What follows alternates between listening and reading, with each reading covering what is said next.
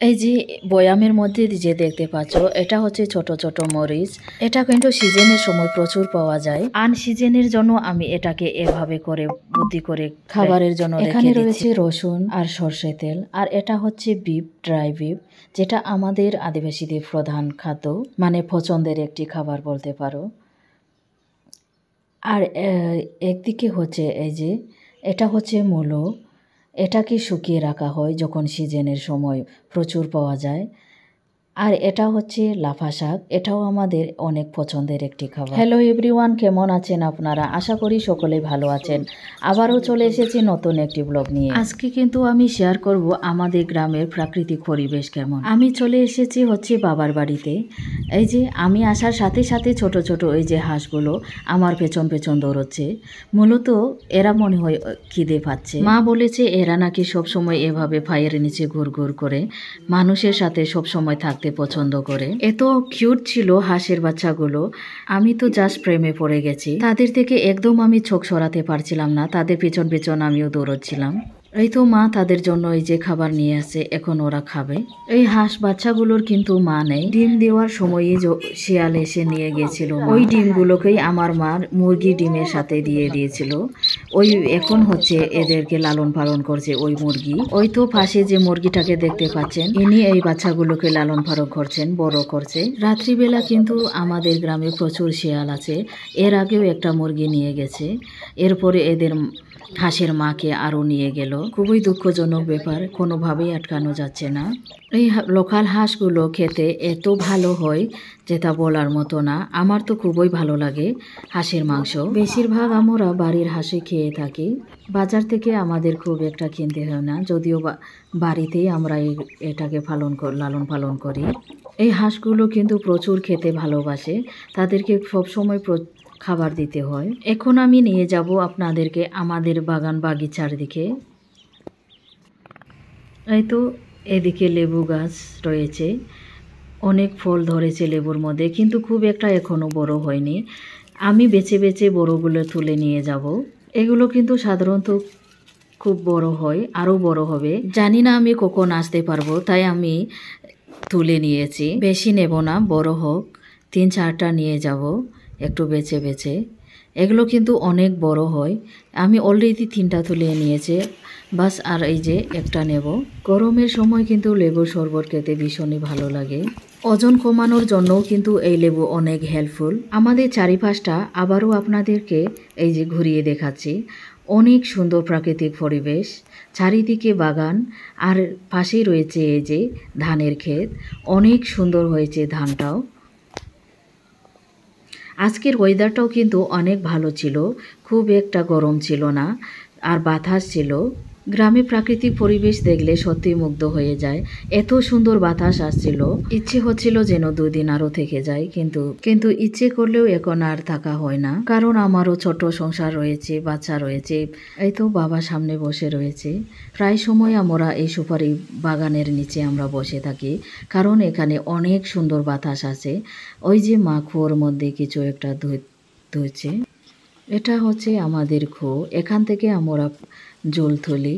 যখন কারেন্ট থাকে তখন কিন্তু মোটর দিয়ে তোলা হয়, আর যখন কারেন্ট থাকে না তখন এই যে এভাবে বালতি দিয়ে হাত দিয়ে জল ওঠানো হয়।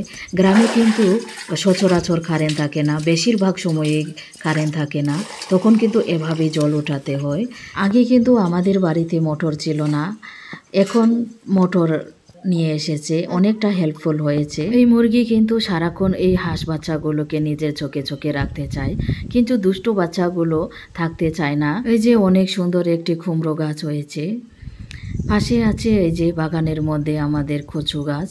কচু কিন্তু অনেক উপকারী একটি শাক। এই যে আমাদের এটা হচ্ছে রান্নাঘর, এই রান্নাঘরের সাথে আমার কিন্তু অনেক স্মৃতি জড়িয়ে রয়েছে। বাবার বাড়ি থেকে বের হয়ে এই যে আমি এখন বাড়ির পাশে আবারও আপনাদের সাথে আর একটিবার শেয়ার করছি। এই যে নতুন নতুন এদিকে গাছ লাগানো হচ্ছে, কলা গাছ এবং সুপারি। গ্রামের এই গাছগাছালিগুলো দেখলে সত্যি মনটা জুড়িয়ে যায়। বাড়ি থেকে বের হয়ে এই যে আমি টোটোর মধ্যে উঠে পড়েছি, আমার প্রায় 2 ব্যাগ হয়ে গেছে। বাড়িতে আসলেই মা কিছু না কিছু ধরিয়ে দেয়, খালি হাতে কোনো দিন যেতে পারি না। বাড়ি চলে এসেছি। এই যে এটা হচ্ছে পরের দিনের ব্লগ। প্রথমে কড়াইয়ে তেল দিয়ে দিলাম। আজকে কিন্তু আমি একটি নতুন পদ্ধতিতে ম্যাগি বানাবো। আমার ছেলের আবদার, সে নাকি ম্যাগিটাকে ভাজা ভাজা খাবে। এই স্টাইলে কিন্তু আমি প্রথমবার বানিয়েছি। সামান্য একটু নুন দিয়ে দিলাম। ম্যাগিটাকে আমি আগে ভাগেই বয়েল করে রেখে দিয়েছি। পেঁয়াজটা একটু ভাজা ভাজা হয়ে আসলে এর মধ্যে আমি দিয়ে দেব ম্যাগি।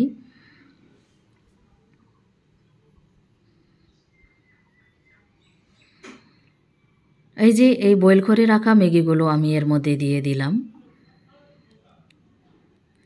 খুব ভালো করে এখন নেড়ে চেড়ে দিচ্ছি। এভাবে কিন্তু আমি প্রথমবার বানিয়েছি। আমি কোনোদিনই এভাবে বানাইনি। আমি সাধারণত ওকে সবসময় জল গরম করে ওই ফুটন্ত জলের মধ্যে ম্যাগিটাকে দিয়ে বাস যে ম্যাগি মশলাটা থাকে ওই মশলাটা দিয়ে বয়েল করে ওকে দেই। কিন্তু ছেলের আজকে আবদার, ও নাকি ভাজা ভাজা খাবে ম্যাগিটাকে।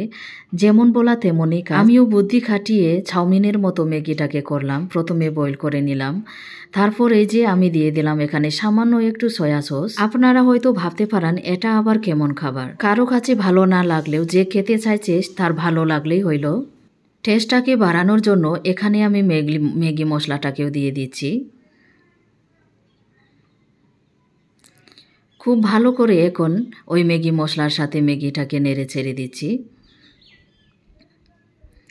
এখানে কিন্তু আমি আরও একটা জিনিস এড করব। ভালো করে মিক্স হয়ে গেছে মশলাগুলি। এখন আমি এর মধ্যে একটা ডিম দিয়ে দিব। জানি না আপনারা এভাবে বানিয়ে খেয়েছেন কিনা, আমি কিন্তু প্রথমবার বানিয়েছি। ওই ডিমটাকেও আমি আবারও একসাথে নেড়ে চেড়ে দিচ্ছি যাতে খুব ভালোভাবে মিক্স হয়ে যায়।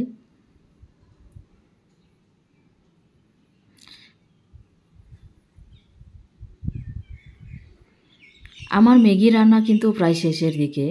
এখানে আর আমি কোনো কিছু এড করব না, জাস্ট এটাকে আর কিছুক্ষণ আমি নেড়ে চেড়ে আরও একটু ড্রাই করে নেব। সত্যি কথা বলতে আমার ছেলে কিন্তু এই ম্যাগিটা রেসিপিটা অনেক পছন্দ করেছিল। নেক্সট বার আরও বানানোর জন্য রিকোয়েস্ট আবদার করেছে। আমার ম্যাগি ভাজা কিন্তু একদম কমপ্লিট। আমি চুলাটাকে এখন অফ করে দিচ্ছি। এই ম্যাগি ভালো হয়েছে কি না খেতে এখন ছেলেটাকে ডাকবো টেস্ট করার জন্য। ছেলে কিন্তু রুমের ভেতর থেকে বারবার বলেছিল, মা অনেক সুন্দর স্মেল এসেছে, আমার কিন্তু এক্ষুনি খেতে ইচ্ছে করছে, বারবার বলেছিল। এই তো কমপ্লিট করে আমি এখন টিফিনের মধ্যে ভরে দিচ্ছি। ও কিন্তু স্কুলে নিয়ে যাবে, তার আগে আমি একটু ট্রাই করতে দেব ভালো হয়েছে কিনা। এই যে ছেলে চলে এসেছে রেডি হয়ে, জানিয়েছিল অনেক সুন্দর হয়েছে, নেক্সট বার আরও বানাতে। তারপর চলে এসেছিলাম এই যে আমাদের বাড়ির পাশে ছোট্ট একটি স্মার্ট পয়েন্ট বাজারে। এখানে কিন্তু সব কিছু গ্রোসারি আইটেম পাওয়া যায়, প্রয়োজনীয় জিনিস কিচেনের জন্য এখানে সব কিছুই রয়েছে। আজকে কিন্তু আমি আর ভিডিও লম্বা করছি না। আর হ্যাঁ, একটা কথা বলে দেই, এটা হচ্ছে আসাম রোড 12 আপনারা যদি আশেপাশে থেকে এই ভিডিওটি দেখেন তাহলে অবশ্যই আসতে পারেন। এখানে কিন্তু সমস্ত কিছু পাওয়া যায়। আমি কিন্তু কিচেনের প্রয়োজনীয় জিনিস এখান থেকে নিয়ে থাকি। তাহলে আর ভিডিও লম্বা করছি না, আজকের মতো এখানে বিদায় নিচ্ছি। সবাই ভালো থাকবেন, সুস্থ থাকবেন। আর নতুন হয়ে থাকলে চ্যানেলে অবশ্যই সাবস্ক্রাইব করে পাশে থাকবেন।